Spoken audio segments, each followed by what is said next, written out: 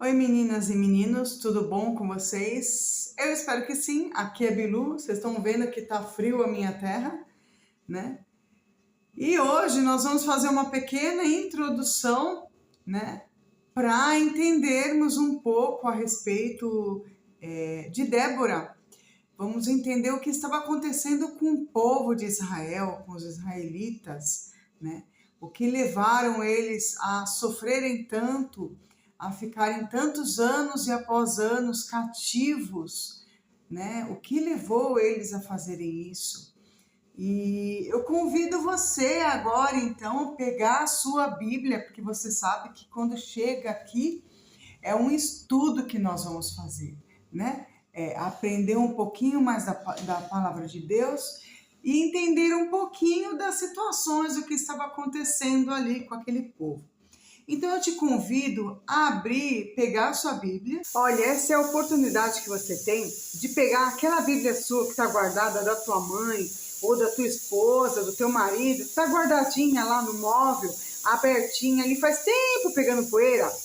Pega a Bíblia lá agora e vamos abrir a Bíblia, você vai conhecer cada história linda, cada coisa linda que acontece dentro da Bíblia. E tá ali, ó, você não vai conhecer as histórias, nem os ocorridos, os acontecimentos com o povo de Israel, se você não pegar essa Bíblia. Você não vai conhecer a promessa de Deus para a tua vida se você não pegar essa Bíblia aí e você começar a ler com a gente. Eu te convido. E abrir a sua Bíblia em Juízes. Bilu, onde Juízes está na Bíblia? Está no Antigo Testamento. Aí nós vamos Gênesis, Êxodos, Levíticos, Números, Deuteronômio, Josué, Juízes. É o 7º livro, tá bom? Nós vamos ler um pouco e vamos explicar um pouco. É sempre dessa forma, tá bom? Antes de começar, já falo para vocês, dê aquele like, porque vocês sabem que quando chega aqui tem coisa boa para a gente aprender. Seja da palavra de Deus, seja referente à alimentação, seja referente à questão de emagrecimento, desinchar o corpo, desinflamar o corpo, né? Então, você que precisa cuidar da tua saúde, pode entrar em contato comigo. Serei, com muito prazer, serei a sua consultora da saúde, te ajudando a voltar no eixo, né? A aprender a se alimentar. Bilu, o que eu tô comendo que tá me engordando, que tá me inchando, né? Que tá atrapalhando todo o resultado dos meus exames, como que eu faço para melhorar os resultados dos meus exames? Então, entre em contato comigo.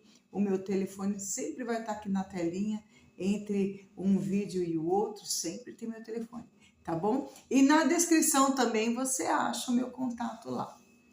Bom, vamos lá. Juízes, capítulo 1, né? Após a saída do povo de Israel do Egito, eles se estabeleceram entre vários grupos. A gente vai ver quais são esses grupos que o povo de Israel se estabeleceu depois de sair lá da terra do Egito. Esses grupos estão lá em Juízes mesmo, a gente não vai sair desse livro, em Juízes capítulo 3, no versículo 5, fala assim, habitando, pois, os filhos de Israel no meio dos cananeus, heteus, amorreus, fariseus, heveus e jebuseus. O povo de Israel saiu do Egito e foram, se desviaram, né? Foram cada um morar numa tribo, numa cidade ali. Então, o nome dessas cidades a gente viu aqui no capítulo 3, no versículo 5. Versículo 1, novas conquistas pelas tribos. E sucedeu depois da morte de Josué, que os filhos de Israel perguntaram ao Senhor, dizendo, quem entre nós primeiro subirá aos cananeus para pelejar contra eles? E disse o Senhor, Judá. O Senhor, ele levanta Judá para ajudar o povo de Israel. O povo de Israel, a luta dele sempre foi contra os cananeus, né? Os cananeus sempre foi ali os inimigos de Israel, do povo de Israel, né? Mas, no decorrer do tempo, nós vamos ver que o próprio inimigo do povo de Israel é o povo de Israel. Vocês vão ver isso, guarda isso que eu estou falando para vocês. O próprio inimigo deles são eles mesmos. Judá subirá, eis que lhe dei esta terra na sua mão. O primeiro juiz, então, que o Senhor levanta em favor do povo de Israel é Judá. Então disse Judá a Simeão, seu irmão, sobe comigo a herdade que me deu por sorte e pelejarei contra os cananeus, e também eu contigo subirei a tua, que te caiu por sorte. E Simeão partiu com eles. Aí Judá, né, ele acaba matando 10.000 homens inimigos de Israel, né? Judá ali está um homem ali temente a Deus, e Deus o ajuda nessa guerra, e a gente vai ver que são guerras contra guerras. Ele zerou esse povo aí, zerou 10.000 pessoas. E a gente vai ver aqui no capítulo 1 que o Senhor vai usando Judá para exterminar ali os inimigos de Israel. São vários povos aqui que ele trabalha nessa questão. No capítulo 1, versículo 19, diz assim: E foi o Senhor com Judá, e despovoou as montanhas, porém não expeliu os moradores do vale, porquanto tinham carros de ferro. E a gente vai ver aqui, em algumas situações, eu não vou ler tudo, a gente vai ver aqui em várias situações que Judá não extermina alguns povos, algumas tribos, porque eles fazem negociações, né? Ó, você vai se manter aí, a gente não vai destruir a sua terra, mas você, por se manter nessa terra aí, você vai pagar tributo, você vai pagar impostos. Então, do 28 até o 36, versículo 28 ao 36, a gente vai ver essa negociação aí, né? Judá não extermina o povo, não entra em guerra contra o povo, mas ele tem as conversas dele ali, né? Deus ajudando ele, dando sabedoria a ele, né? Que a melhor sabedoria que tem não é entrar em guerra, né? Porque muitos se perdem numa guerra. Dentro de uma guerra, eu acho que os dois lados perdem muito, ninguém ganha. Quando se entra numa guerra, ninguém ganha, né? Mas foram feitas ali negociações, então acabaram pagando tributos, né? E aí no versículo 2, no capítulo 2, a gente vê assim: o anjo do Senhor, aí esse eu vou ler para vocês que é muito importante, tá? O anjo do Senhor repreende os israelitas.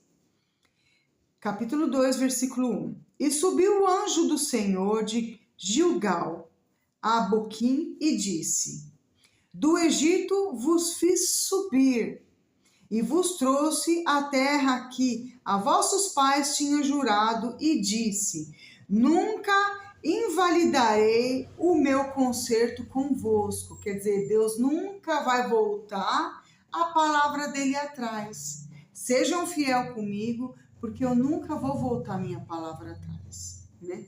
Versículo 2. E quanto a vós, não fareis concerto com os moradores desta terra, antes derrubareis os teus altares. Mas vós não obedecestes a minha voz, porque fizestes isto. O Senhor falou: não se mistura com esse povo, não anda com esse povo, não adore os deuses deste povo, não se prostitua como esse povo assim o faz, né? segue as minhas leis, segue os meus mandamentos, segue os meus ensinamentos. E vocês não fizeram isso. Eu falei para vocês destruírem os altares desses deuses deles. E o que vocês fizeram?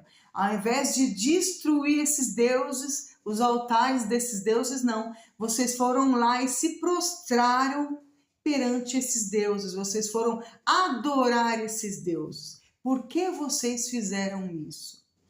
E aí nós sabemos que toda decisão, né, tomada tem a sua consequência, né? Todos os atos, bom ou ruim, têm as suas consequências, né?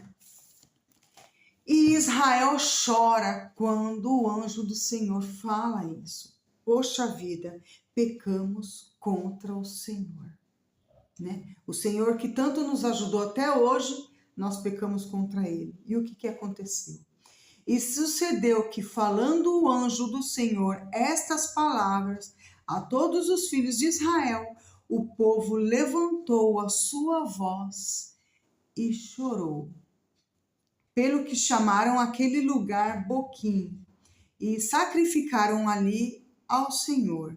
E havendo Josué despedido o povo, foram-se os filhos de Israel, cada um a sua herdade, para possuírem a terra. O povo de Israel, a gente vai ver que o povo de Israel sempre precisou de um líder, sempre precisou de alguém para estar levando eles ao caminho certo, mostrando para eles o caminho certo, né?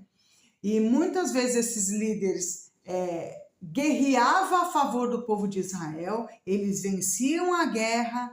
Aí depois, com o passar dos anos, parece que não se evangelizava mais, não se falava mais de Deus, e o povo de Israel ia se misturando com os povos pagãos, né? E eles tinham preço a pagar novamente. E aí vamos lá, a infidelidade dos israelitas após a morte de Josué. E serviu o povo ao Senhor todos os dias de Josué, e todos os dias os anciões que prolongaram os seus dias depois de Josué e serviram toda aquela grande obra do Senhor, a qual eles fizera a Israel. Faleceu, porém, Josué, filho de Num, servo do Senhor, da idade de 110 anos. E o sepultaram no tempo da sua idade em Timnat-Heres, no monte de Efraim, para o norte do monte Gaás. E foi também congregada toda aquela geração em seus pais, congregada a geração, né? Então falaram-se dos feitos de Deus, os feitos de Josué, né? As guerras que eles passaram ali, as guerras vencidas, as negociações, né, com sucesso, porque Deus deu muita sabedoria a Josué. Versículo 10, ainda do capítulo 2, e outra geração após ele se levantou, que não conhecia o Senhor, nem tampouco a obra que fizera a Israel.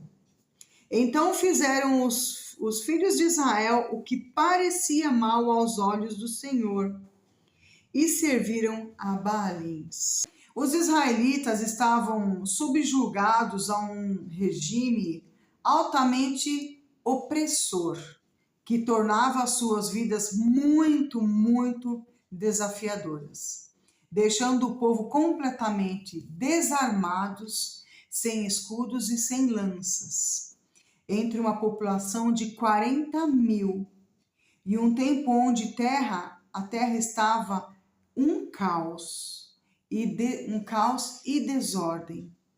Não tinha lei, o povo de Israel fazia o que queria, não tinha ali um líder, havia muitos ladrões, as terras, todo lugar que eles iam, eles corriam muito risco de vida, por causa dos ladrões ali que tinham, os bandidos ali da época, a Bíblia fala os foras da lei, né?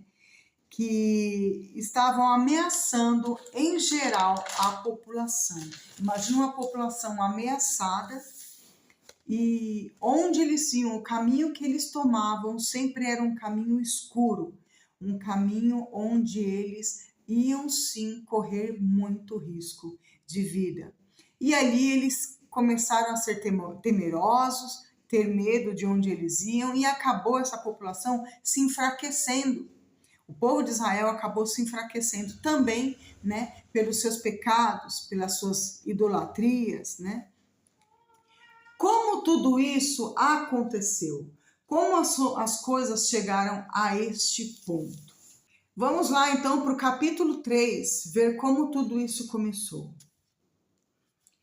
Tudo começou com o juiz anterior, Otiniel, que era um libertador do povo de Israel. Otiniel era um homem temente a Deus, um homem levantado por Deus para salvar o povo dessa opressão que eles estavam, né?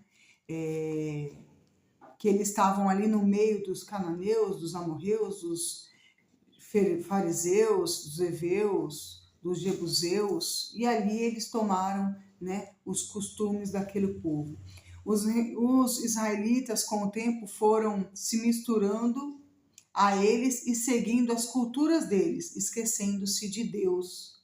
Antes dessa mistura, os israelitas mantinham suas práticas e religiosidades únicas. Este período foi marcado por alianças, conflitos e negociações que a gente viu. A gente vai ver uma parte aqui, capítulo 3, do versículo 6 ao versículo 8, onde nós vamos ver ali o jugo desigual, onde o povo de Israel começou a pecar, onde tudo começou ali. Vamos começar no 5, anterior que a gente já leu o 5, capítulo 3, versículo 5. Habitando, pois, os filhos de Israel no meio dos cananeus, heteus, amorreus, fariseus, heveus e jebuseus, tomaram de suas filhas para si por mulheres e deram os filhos deles às suas filhas e serviram a deuses. E os filhos de Israel fizeram o que parecia mal aos olhos do Senhor, e se esqueceram do Senhor, seu Deus, e serviram a Baalins e a Asterote, deusa da fertilidade e da sexualidade. Então a ira do Senhor se acendeu contra Israel, e ele vendeu em mão de Cusã-Risataim, rei da Mesopotâmia. E os filhos de Israel serviram a Cusã-Risataim durante 8 anos. Imagina 8 anos você servindo a um povo idólatra, um povo pecador, um povo que era prostitutos, né? Se prostituíam a deuses, serviam a deuses. Era um povo pagão, um povo que desagradava totalmente o Senhor. Imagina você convivendo com esse povo. O que vai acontecer? O perigo do jugo desigual, né? No passado, os israelitas cometeram um erro de se casarem com tribos vizinhas e adorarem suas crenças religiosas. Como resultado, o povo israelita se afastaram do Senhor nosso Deus e adotaram as divindades de Baalins e Aserás. Isso levou o povo de Israel a cometerem o mal contra o Senhor, adorando deuses pagãos, seguindo a deuses falsos. E com a convivência desse povo, olha o que aconteceu. Ao longo da história, Israel foi se adaptando às culturas dos povos pagãos com que conviviam. Os romances profanos os levaram a adorar deuses como Baal e Asterote. Esses só trouxeram problemas ao povo de Israel. Asterote era uma deusa da fertilidade e da sexualidade, adorada como objeto de culto de madeira de grande significado para seus seguidores. O impacto da adoração ao povo de Israel foi muito negativo. Antes de entrarem na terra prometida, Deus já tinha advertido o povo de Israel contra a adoração dos deuses cananeus. Mas essas instruções que Deus deu, o povo de Israel ignorou completamente. A idolatria, ela contamina, ela polui as pessoas da terra. Devido à desobediência do povo de Israel contra Deus, essa ira se levanta contra eles próprios. Por ter desobedecido os mandamentos e os ensinamentos de Deus, aquilo que o Senhor Deus tem tanto falado para eles, e eles acabaram desobedecendo o Senhor. E esse sofrimento que o povo de Israel passou por estar nesse cativeiro, no meio desse sofrimento todo, no meio de toda essa dificuldade, eles clamaram ao Senhor. Eles clamaram ao Senhor e pediram para que o Senhor tivesse piedade deles, que o Senhor olhasse por eles, né? E o resultado foi: Deus deu ao povo de Israel exatamente o que eles queriam. Não queriam servir a Deus. Então, Deus permitiu que estivessem em cativeiro sobre o rei pagão, colhendo exatamente o que eles semearam. O pecado tem consequências. Foram muitos anos de cativeiro, até que foram movidos a clamar ao Senhor. O povo de Israel, a gente vê o povo de Israel, ele fica na mão do inimigo, ele fica cativo, ele sofre as consequências. Ele sofre as consequências pelo pecado dele, pela desobediência, sofre as consequências por se afastar de Deus, por se afastar dos mandamentos do Senhor, por não seguir mais os ensinamentos do Senhor. São 8 anos, 18 anos que eles passaram nesse sofrimento, com um rei pagão aqui, com outro rei pagão ali. O Senhor levantava e fortalecia os próprios inimigos de Israel, para ver se Israel acordava e reconhecia: olha, só existe um Deus, nós temos que abrir mão desses deuses e voltar aos pés do Senhor, voltar aos pés de Deus, o Deus Altíssimo, o que nos livra da morte, o que nos livra do sofrimento. E toda vez que acontece isso, a gente vê o quê? Que Deus ouve o clamor do povo de Israel. E ele sempre tem levantado aí juízes, homens de Deus, para livrar Israel da mão desse sofrimento. E o Senhor levantou Otniel. Otniel livra-os. Esse está no versículo 9 do capítulo 3. E os filhos de Israel clamaram ao Senhor, e o Senhor levantou aos filhos de Israel um libertador. E o libertador Otniel, filho de Kenaz, irmão de Caleb, mais novo do que ele, e veio sobre ele o Espírito do Senhor, e julgou a Israel, e saiu a peleja, saiu a guerra em favor do povo de Israel. E o Senhor deu a sua mão a Cusã-Risataim, rei da Síria, e o povo de Israel venceu mais uma guerra. E eles viveram com esse rei Otniel, viveram em paz 40 anos. 40 anos. Aí eles veem aí, né, a lição, né? Estávamos com deuses, seguindo, adorando a deuses, levantando altares, né? Se prostrando a deuses estranhos.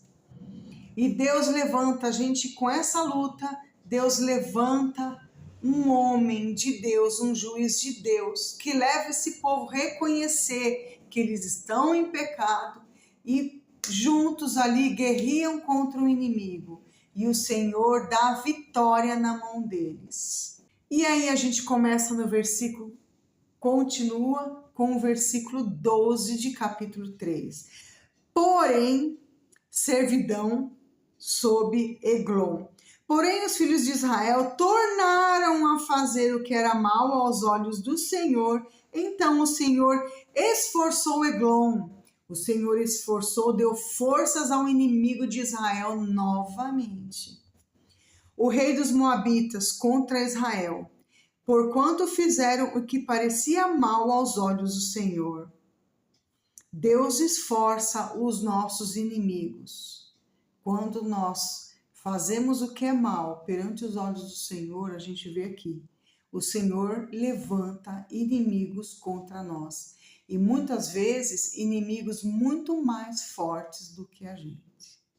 Só que aí a gente vê aqui na palavra do Senhor que quando nós fazemos isso, nós somos pecadores, nós somos falhos, nós somos errantes, sempre e sempre vamos ser. Mas o que nós precisamos fazer, a palavra de Deus nos mostra aqui, que nós precisamos acordar e reconhecer o nosso pecado, nos prostrar nos pés do Senhor, nos arrepender dos nossos pecados, e entregar a nossa vida novamente, os nossos caminhos, reconhecer em voz alta, reconhecer que nós estávamos errados e voltar novamente aos caminhos do Senhor, seguir os caminhos, seguir os mandamentos do Senhor, seguir os ensinamentos do Senhor. Temos visto muitas pessoas que vão para a igreja, ouvem a palavra, ouvem os ensinamentos, mas quando sai da igreja, volta à tona a fazer tudo o que os cananeus faziam, os jebuseus faziam, o que os fariseus faziam, os amorreus faziam. Precisamos tomar uma posição, o povo de Israel precisava tomar uma posição, e nós também nos dias de hoje precisamos tomar uma séria posição na nossa vida. Servir a Deus ou servir a Baal? Muitos servem a Deus quando está na igreja, saiu da igreja, começa a servir a Baal, né? Que a gente viu aí o jugo desigual, o perigo do jugo desigual. Você que é jovem, você que é adolescente, você que é solteiro, está na igreja, cuidado com o jugo desigual, cuidado com a desobediência. A mãe e o pai, você quer um nível de namoro saudável, de um namoro que agrada a Deus, é quando esse namoro está agradando aos olhos do teu pai e aos olhos da tua mãe. Agora, quando o teu pai e a tua mãe está contra esse namoro, sendo você namorando uma menina, sendo você namorando um menino, quando o pai está contra essa união, é porque tem algo. Deus está falando no coração deles e mostrando para eles aquilo que você não enxergou ainda. Cuidado com o jugo desigual. A gente falando a respeito de jugo desigual, para o jovem pode ser que, isso não é nada, não quer dizer nada.